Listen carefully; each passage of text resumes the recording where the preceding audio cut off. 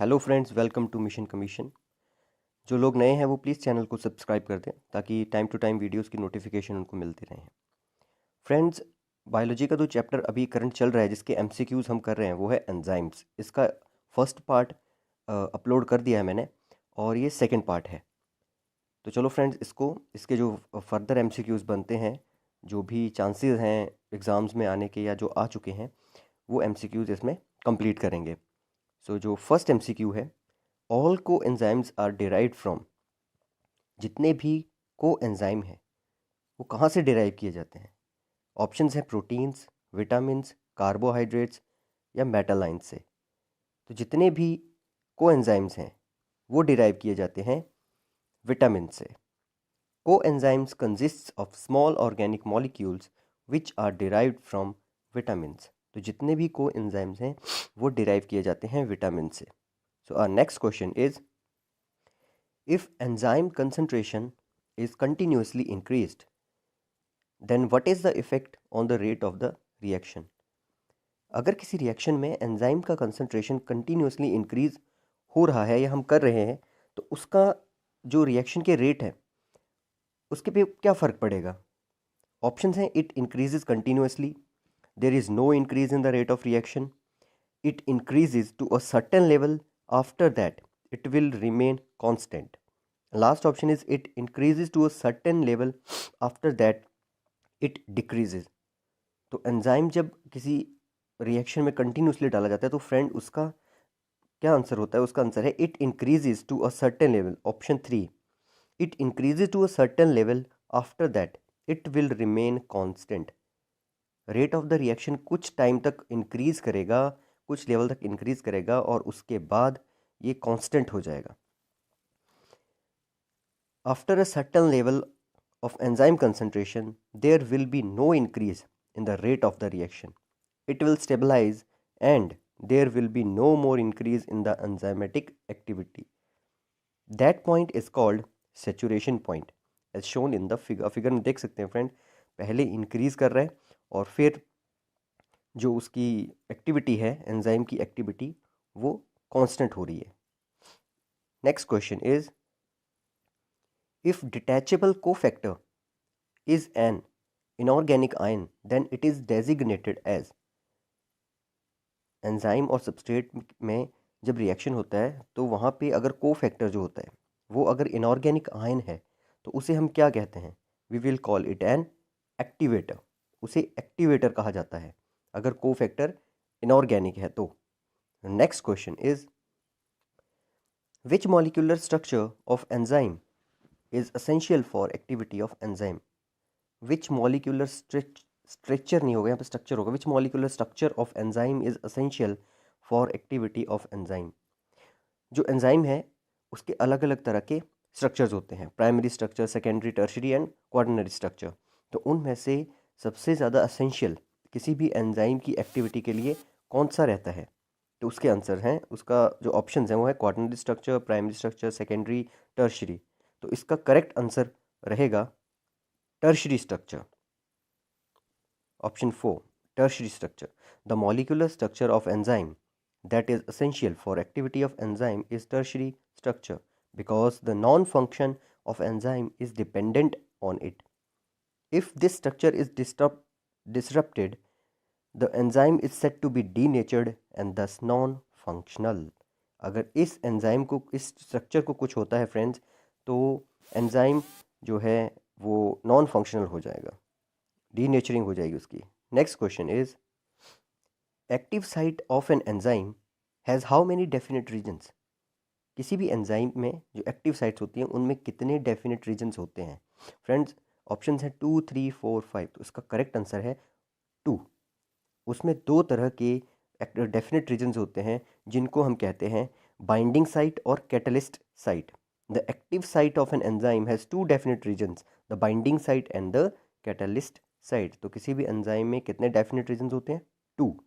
Next question is, enzymes are primarily, enzyme primary क्या होते हैं? लिपिड्स, प्रोटीन्स, कार्बोहाइड्रेट्स या इनमें से कोई भी नहीं। तो फ्रेंड्स, प्राइमरीली जो एंजाइम्स होते हैं वो होते हैं proteins. Most enzymes are proteins, although some catalytic RNA molecules have been identified. तो जितने भी एंजाइम्स होते हैं mostly they are protein in nature. Next question is some enzymes require a non-protein part for its efficient functioning. This helper non-protein part is called. देखिए friend, जैसे मैंने आपको बताया कि सभी के सभी एंजाइम्स उनमें मोस्टली प्रोटीन प्रेजेंट होता है, पर एंजाइम्स को अपनी वर्किंग के लिए एक नॉन प्रोटीन पार्ट की भी ज़रूरत होती है. तो उस नॉन प्रोटीन पार्ट को हम क्या कहते हैं? ऑप्शंस हैं एक्सेलरेटर, कोफैक्टर, प्रोस्थेटिक ग्रुप या फिर एप्पो एंजाइम. तो इसका करेक्ट आंसर है cofactor. Cofactor. A cofactor is a non-protein chemical compound or metallic ion that is required for a protein's biological activity to happen. These proteins are commonly enzymes, and cofactors can be considered helper molecules that assist in biological transformations. इसको helper molecule भी कहा जाता है cofactor को, तो ये आप याद रखना. Next question is the enzymes which act as molecular successors in recombinant technology. देखिए, जब रिकॉम्बिनेंट डीएनए टेक्नोलॉजी होती है तो एंजाइम्स को एज अ मॉलिक्यूलर सक्सेसर की तरह यूज़ किया जाता है जब कटिंग करनी पड़ती है उनके स्ट्रैंड्स की. तो किस एंजाइम को इस प्रोसेस में यूज़ किया जाता है? ऑप्शन है एक्सोन्यूक्लियेजेस, एंडोन्यूक्लियेजेस, पॉलीमरेजेस या फिर ये सभी के सभी यूज़ किए जाते हैं. फ्रेंड्स, तो इसका जो करेक्ट आंसर है वो है endonucleases. Endonuclease recombinant DNA technology में एज मॉलिक्यूलर सक्सेसर का रोल प्ले करता है. Restriction enzymes are also called molecular successors as they cleave DNA at or near specific recognition sequences known as restriction sites. These enzymes make one incision on each of the two strands of DNA and are also called restriction endonucleases. Restriction endonuclease भी इनको कहा जाता है. तो जो cutting करता है उसको हम कहते हैं endonuclease. So next question is an enzyme and substrate reacts through a special feature or site present on enzyme known as. Options are building site, catalytic site, active site और inhibition site. इसका correct answer रहेगा active site. ये active site के ऊपर जाके अपना bind करेंगे. सो next question is what is the effect of the increase in substrate concentration on the enzymatic reaction. Friends, अभी हमने पहले किया किसी भी एंजाइमेटिक रिएक्शन में अगर हम एंजाइम की कंसंट्रेशन इंक्रीज करते हैं तो जो रेट ऑफ द रिएक्शन है वो कुछ हद तक इंक्रीज करेगा और उसके बाद वो कांस्टेंट हो जाता है. अब उसी तरह से एक क्वेश्चन है, अगर किसी एंजाइमेटिक रिएक्शन में जो सबस्ट्रेट है उसकी अगर कंसंट्रेशन इंक्रीज करेंगे तो फिर रेट ऑफ द रिएक्शन के ऊपर क्या फ़र्क पड़ेगा? तो उसका भी सेम रहता है friends. It increases the rate of the reaction but up to a certain limit. ये रेट ऑफ द रिएक्शन को इंक्रीज कर देता है कुछ लिमिट तक, उसके बाद सब कांस्टेंट हो जाता है. Increasing substrate concentration increases the rate of reaction but up to a certain limit. Next question is the inhibitors that bind tightly and permanently to enzymes and destroy the globular structure and catalytic activity are. कुछ inhibitor ऐसे होते हैं जो permanently enzyme की active sites के ऊपर जाके bind कर जाते हैं और उनका जो ग्लोबुलर स्ट्रक्चर होता है और जिंदगी में उनकी जो कैटालिटिक एक्टिविटी है वो सारी की सारी डिस्ट्रॉय हो जाती है.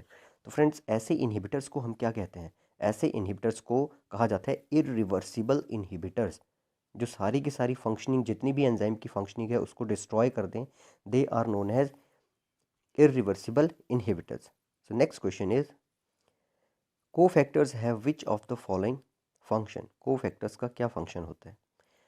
Options are provide a source of chemical energy. Second, act as bridge between the enzyme and the substrate. Next is contributes directly to the chemical reaction. तो फ्रेंड्स, ये सारे के सारे फंक्शंस कोफैक्टर के होते हैं. All of the above.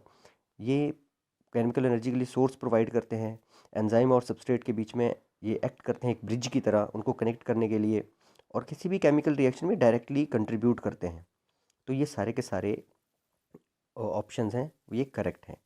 Next question is who proposed the lock and key model to visualise the enzyme substrate interaction. Lock and key model किसने दिया था? पिछली वीडियो से रिपीट किया गया क्वेश्चन है रिवीजन के लिए, तो आप आंसर दीजिए कि लॉक एंड की मॉडल को किसने दिया था. कोशलैंड ने दिया था, एम एल फिशर ने दिया था, मेलडीव ने दिया था, या रॉबर्ट फिस्क ने दिया था? तो फ्रेंड्स इसका करेक्ट आंसर है Emil Fischer has given lock and key hypothesis model in 1890.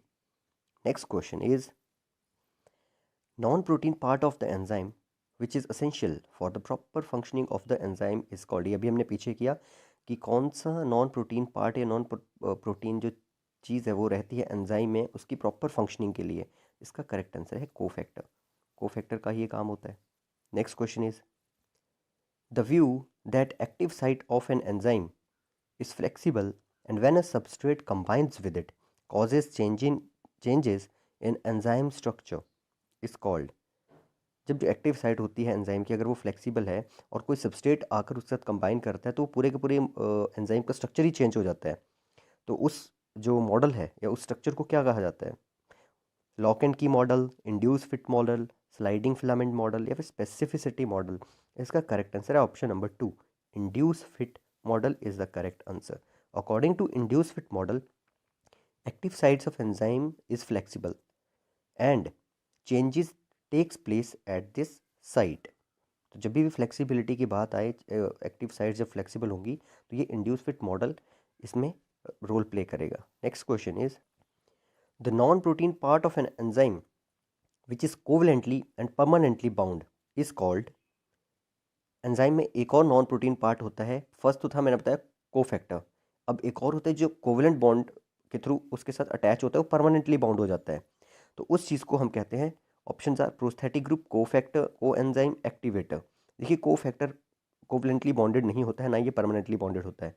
पर जो प्रोस्थेटिक है ग्रुप जो है, जो इसका राइट आंसर है, वो कोवलेंटली बॉन्डेड होता है और परमानेंटली बॉन्ड होता है एंजाइम के साथ, और उसके साथ साथ ये नॉन प्रोटीन पार्ट भी होता है.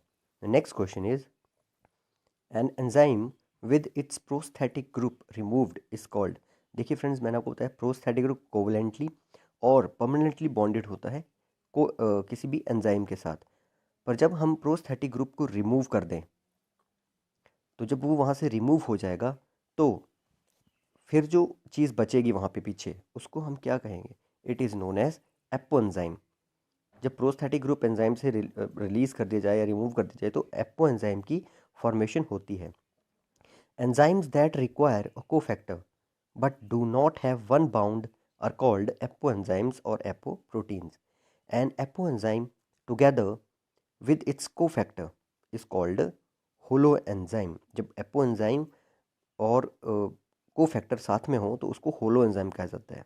Most cofactors are not covalently attached to an enzyme but are very tightly bound. However, organic prosthetic groups can be covalently bound. इसका next question है, in which of the following cases the enzyme shall not perform its function. किस case में enzyme अपना function perform नहीं कर सकता? Options are enzyme missing its cofactor, apoenzyme, non availability of activator, या फिर all of the above. तो friends ये सारे के सारे फैक्टर्स रिस्पॉन्सिबल हैं किसी भी एंजाइम की नॉन फंक्शनिंग के लिए. तो ऑल ऑफ द अबव, जब ये सारे के सारे फैक्टर नहीं होंगे तो नहीं वर्क करता है एंजाइम. इसका को फैक्टर मिसिंग होगा, ये एपो एंजाइम होगा, या फिर ये नॉन अवेलेबिलिटी एक्टिवेटर ही नहीं होगा, तो एंजाइम की वर्किंग नहीं होती है. सो next question is which of the following statement defines the activator in an enzyme. जो एक्टिवेटर एक एंजाइम के अंदर होता है उसको हम कुछ और भी कह सकते हैं. ऑप्शंस हैं an inorganic detachable cofactor, an organic detachable cofactor, an inorganic permanent cofactor and organic permanent cofactor. तो फ्रेंड इसका जो राइट आंसर है वो है an inorganic detachable cofactor. Enzyme activity can be affected by other molecules. Inhibitor are molecules that decrease enzyme activity. Activation activators are molecules that increase activity. Activators are detachable inorganic ions that work as cofactors. Enzymatic reactions are most sensitive to which of the following. Enzymatic reactions किस चीज़ के प्रति बहुत ज़्यादा sensitive होते हैं? Options are concentration of enzyme, concentration of substrate, pH, temperature. तो इनमें सबसे ज़्यादा जो एंजाइम अफेक्ट करते हैं या जिस चीज़ के प्रति रिएक्शन देते हैं, सेंसिटिव होते हैं, it is pH. Enzymatic reactions are most sensitive to the changes in pH. A slight change in pH can retard or completely stop an enzyme's reaction. This happens because change in pH ionizes the amino acids at the active sites. तो pH का बहुत important role रहता है enzymatic reactions में. pH में ज़रा भी गड़बड़ हो जाए तो एंजाइमेटिक रिएक्शन स्टॉप हो जाते हैं या उनमें कुछ और चीज़ होनी शुरू हो जाती है. सो next question is which of the following describes the prosthetic group in an enzyme. कुछ ऑप्शंस दिए हैं. अब ये बताना है कि इनमें से बेस्ट सूट कौन सा करता है प्रोस्थेटिक ग्रुप जो एक एंजाइम में होता है. A detachable inorganic cofactor, a detachable organic cofactor, tightly bound coenzymes, loosely bound coenzyme. इसका राइट आंसर है टाइटली बाउंड कोएंजाइम्स. ये बहुत ही टाइटली बाउंड कोएंजाइम्स होते हैं, जैसे मैंने बताया कोवलेंटली बॉन्डेड होते हैं और परमानेंटली बॉन्डेड होते हैं. Next question is what is the optimum pH for enzyme pepsin. Pepsin की जो वर्किंग है उसके लिए किस लेवल की पीएच चाहिए. आंसर है 2. Next question is which of the following form a weak linkage with the enzyme. Enzyme के साथ एक वीक लिंक या वीक बॉन्ड कौन फॉर्म करता है. Options are cofactor, prosthetic group, reversible inhibitor या फिर इरिवर्सिबल इनहिबिटर. तो इसका करेक्ट आंसर है reversible inhibitor. Reversible inhibitors form a weak linkage with a enzyme. All other items in the given choices are tightly bound with the enzyme. बाकी जितने भी item यहाँ पे दिया, कोफैक्टर दिया है, प्रोस्थेटिक ग्रुप दिया है, इरिवर्सिबल इनहिबिटर दिया है, ये सारे के सारे टाइटली बाउंड होते हैं. पर जो ये रिवर्सिबल इनहिबिटर है, इसके नाम से पता चल रहा है ये बहुत ही वीक लिंकेज होती है, इसकी वीक बॉन्ड होता है. Next question is optimum pH value for working of pancreatic lipase is. जो पेनक्रेटिक जूस होता है लाइपेज, उसकी जो पीएच होती है वो हमारे स्टमक के अंदर तो कितनी होनी चाहिए. तो इसका करेक्ट आंसर है 9.0. Next question is enzyme succinate dehydrogenase converts succinate into. Succinate dehydrogenase succinate को किस चीज़ में कन्वर्ट कर देता है. इसका करेक्ट आंसर है, ऑप्शंस है माल्टेट, सॉरी हाँ माल्टेट, क्या लिखा हुआ है, sorry malate, malonic acid, fumarate and citrate. तो इसका करेक्ट आंसर है fumarate. Fumarate will be the right answer. Next question is what is the main effect of the inhibitors on the enzyme catalytic activity. Enzymes की जो catalytic activity होती है उसके ऊपर inhibitors का क्या रोल प्ले रहता है. They enhance the speed of reaction, they increase the availability of active sites on the enzyme, they reduce the rate of the reaction या फिर नन ऑफ द. इसका जो करेक्ट आंसर है वो है दे reduce the reaction rate. Inhibitors का काम ही है रिएक्शन रेट को जो एंजाइमेटिक एक्टिविटी है उसमें रिड्यूस कर देना. Inhibitors reduce the rate of reaction by occupying the active site and destroying the globular nature of enzymes. Effect of inhibitors shown in the figure. देखिए जैसे ही जो एक्टिव साइट होती है एंजाइम की वहाँ पर इनहिबिटर जाता है तो वो क्या कर देता है, उसका जो मॉलिक्यूलर स्ट्रक्चर है उसको डिस्ट्रॉय कर देता है और जो सबस्ट्रेट को आना होता है वो वहाँ पे लग ही नहीं पाता. Next question is optimum temperature for most of the human enzymes is. Humans के जितने भी एंजाइम्स हैं उनका जो ऑप्टिमम टेम्परेचर रहता है वो कितना रहता है. ऑब्वियसली 37 डिग्री सेंटीग्रेड ही रहेगा. कम ज़्यादा अगर होगा तो फिर बंदा बीमार ही होता है. 37 degree centigrade is the optimum temperature. Next question is enzymes increases the rate of reaction. Enzyme rate of reaction को कैसे डिक्रीज करते हैं. By increasing temperature, by decreasing pH, by decreasing activation energy या फिर बाय इंक्रीजिंग एक्टिवेशन एनर्जी. इसका correct answer है by decreasing activation energy. Activation energy is the minimum necessary amount of energy needed for a reaction to proceed. So enzymes by decreasing this energy increases the rate of reaction. So next question is which one of the following is a competitive inhibitor. Options are fumarate, glucose, succinic acid or malonate. इसका correct answer है malonate. Malonate एक competitive inhibitor है. Malonate is a competitive inhibitor of the enzyme succinate dehydrogenase. Okay friends, next question is all enzymes are fibrous proteins, low molecular weight proteins, lipoproteins या फिर globular proteins. Friends मैं बार बार एक चीज़ कह रहा हूँ कि उसका ग्लोबुलर स्ट्रक्चर ख़राब हो जाता है, उसका ग्लोबुलर स्ट्रक्चर ख़राब हो जाता है. तो all enzymes are globular proteins. ये चीज़ याद रखेंगे. Next question is the reactants on which enzymes work are products, metabolites, substrate या फिर कैटाबोलाइट्स। सिंपल सी है।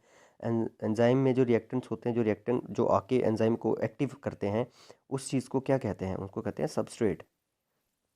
देखिए यहाँ पे एंजाइम है और एंजाइम कहाँ पे आकर एंटर कर रहा है? Active site of the enzyme पे जो स्पेस है वहाँ पे जैसी जिसकी शेप होगी सबस्ट्रेट की, वो वैसे फिट करके एंजाइम को एक्टिवेट कर देता है। तो जैसे ही ये यहाँ पे आता है, ये देखिए ग्रीन कलर का जो वो सबस्ट्रेट है, और ये जो शो किया होने चाहिए इट इज़ एक्टिव साइट, और जो नीचे है वो है एक एंजाइम। यहाँ पे आके फिट होगा और इसको एक्टिव कर देगा। सो फ्रेंड्स, आज का वीडियो यहीं पे ख़त्म होता है। एंजाइम पोर्शन भी ख़त्म हो गया 2 पार्ट्स में, और जितने भी एमसीक्यूज़ थे इम्पॉर्टेंट, मेरी कोशिश रही कि मैं सारे के सारे कंप्लीट करवा दूँ। तो फ्रेंड्स, चैनल को प्लीज़ सब्सक्राइब कर दीजिए और बेल आइकन ज़रूर दबाइए ताकि वीडियोस की टाइम टू टाइम नोटिफिकेशन आपको मिलती रहे। Okay, thank you. Next chapter मैं जल्दी ही अपलोड करूँगा। Thank you, bye bye.